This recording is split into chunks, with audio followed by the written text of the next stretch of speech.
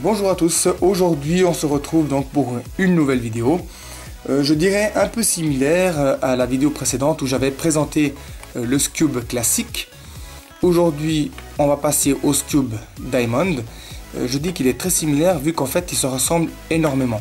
Pourquoi je dis ça? Parce que le sens de rotation du Scube Diamond est exactement le même que pour le Scube classique. Vous voyez, les rotations sont exactement les mêmes, donc ça veut dire que la résolution est très identique, à peu de choses près, mais vraiment très similaire. On peut voir que la seule différence entre le Scube et le Scube Diamond, ce sont les formes, vu que ça c'est un cube, tandis que là on a un octaèdre à 8 faces. Donc 8 faces sur un octaèdre, 6 faces sur un cube, les sommets on en a 6, tandis que les coins ici on en a 8. Donc ça c'est, je dirais, les différences entre ces deux cubes.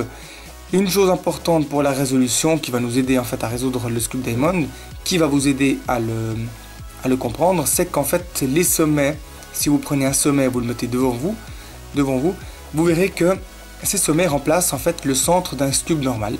Et les triangles qui se trouvent autour représentent les 4 coins autour du centre d'un cube classique. Voilà, avec ces petits détails, on va pouvoir donc passer à la résolution.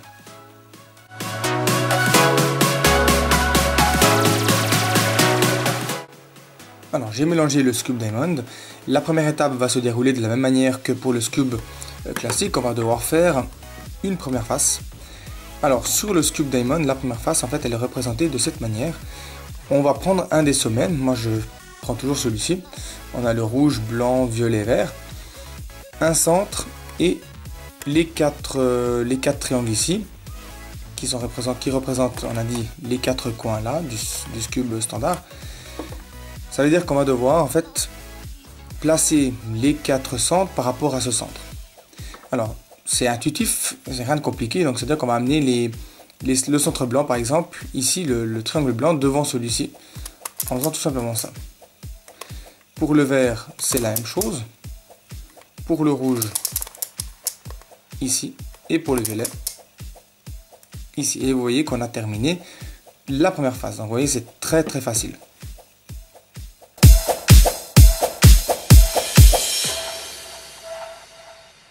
Alors une petite situation que vous pouvez rencontrer, rien de très compliqué. Par exemple, si vous devez amener maintenant le violet, et en tournant cet axe-là, vous apercevez que aucun triangle ne correspond à la couleur violette, et pas de problème, vous allez le prendre ici, vous l'amenez là en bas, et vous voyez que maintenant, vous pouvez l'amener à la bonne place. Et puis il vous reste plus qu'à replacer le dernier coin, et on a terminé la première face.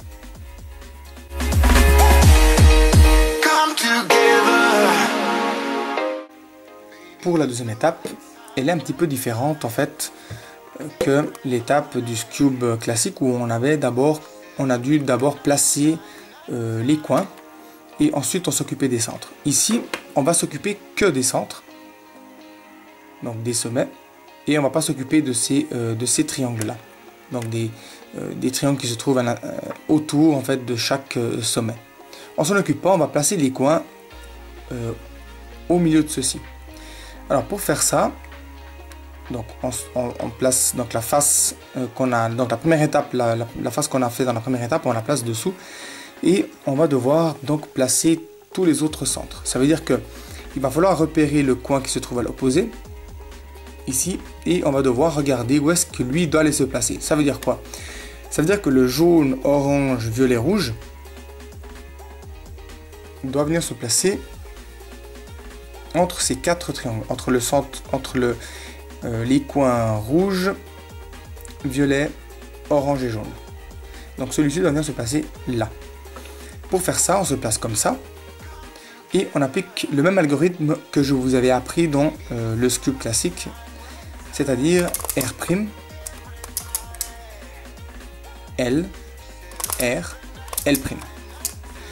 Vous voyez que le coin maintenant il est placé à la bonne place, mais il est mal orienté. Donc l'orientation, on s'en occupe pas pour le moment, on fera ça dans la troisième étape. Le sommet suivant, donc le centre suivant, c'est le orange, violet, bleu et blanc. Donc on a le blanc, on a le orange, le bleu et le violet, donc lui doit bien se placer ici. On se positionne comme ça et on rapplique la formule R', L, R, L'. Le suivant, c'est le sommet qui en fait est déjà bien positionné. Vu que là on a le jaune, le orange, le bleu et le gris. Alors, on va d'abord contrôler si tous les autres coins sont bien positionnés. Lui, il est bon. Lui, il n'est pas bon. Ça veut dire que lui, on va le placer ici temporairement pour en fait avoir ce centre là-dessus pour aller le placer après à sa bonne place. Alors, on se place comme ça, on refait la formule R', L, R, L'. Celui-ci, maintenant, le rouge, jaune, orange et violet, doit venir se placer ici. Donc, je me positionne comme ça et je rapplique de nouveau la formule. Voilà. Le suivant, c'est le rouge, vert, gris et jaune.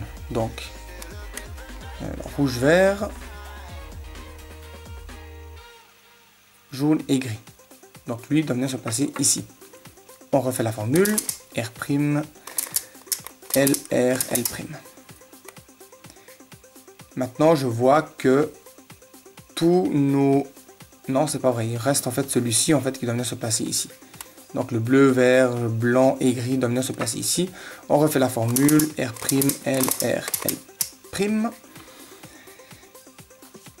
Puis maintenant, en fait c'est le dernier, c'est celui-ci. Le rouge, violet, orange et jaune qui doivent venir se placer ici.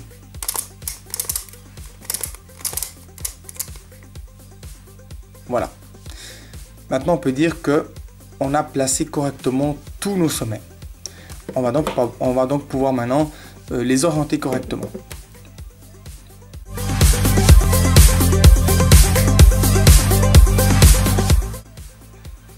Pour l'orientation donc des derniers centres, donc je vois que on en a que deux. Alors pour terminer donc le Scube et les orienter correctement, on va se positionner comme ça, c'est-à-dire il faut qu'on ait un centre mal orienté devant nous et un centre mal orienté au-dessus. On se positionne comme ça et on applique cette formule, la formule que je vous ai appris deux fois. Donc R', L, R, L'. On refait une fois R', L, R, L'. Et maintenant vous voyez que deux centres mal orientés se retrouvent un à l'opposé de l'autre. Donc c'est la configuration idéale pour terminer le Scube. On va se placer avec un des sommets ou un des centres mal orientés devant nous, un à l'arrière. C'est égal comme on se tient, hein. On peut tourner le Scube comme on veut. L'important c'est qu'il soit à l'opposé. Mais du moment qu'on se tient comme ça, on ne va plus bouger le Scube et on fait R', L, R, L'. Encore une fois, R', L, R, L'. Puis maintenant, il va falloir tourner le Scube de 180 degrés. Et là, on rapplique de nouveau la formule deux fois. R', L, R, L'. R', L, R, L'. Et voilà, le Scube est terminé.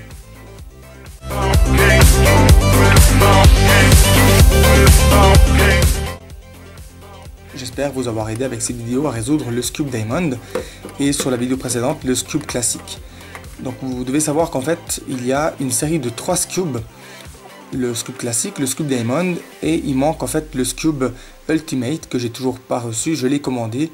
Quand je le recevrai à l'occasion, je ferai une vidéo aussi pour compléter en fait la série des Scubes. Alors je vous remercie en tout cas d'avoir suivi cette vidéo et puis je vous dis à bientôt pour une prochaine. Ciao!